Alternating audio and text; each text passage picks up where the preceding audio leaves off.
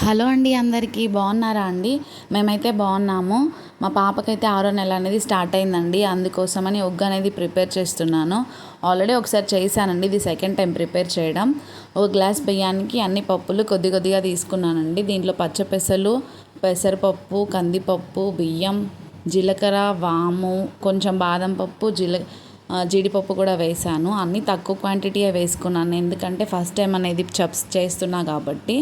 వీటినైతే కడిగి ఎండలో అయితే ఆరబోసానండి. బాగా ఆరిన తర్వాత ఫ్రై అయితే చేసుకుంటున్నాను. వీటిని అనేది బాగా రోస్ట్ చేసుకోవాలి. ఎలా అంటే మంచి వాసన అనేది వస్తుంది, అంతవరకు ఫ్రై అనేది చేసుకోవాలి.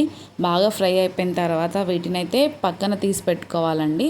తర్వాత చల్లారిన తర్వాత గ్రైండ్ చేసుకోవాలి. నేను దీంతో పాటు ఇంకొకటి కూడా ప్రిపేర్ చేస్తున్నాను. దానికోసం అయితే ఎండలో అయితే ఎండేసాను.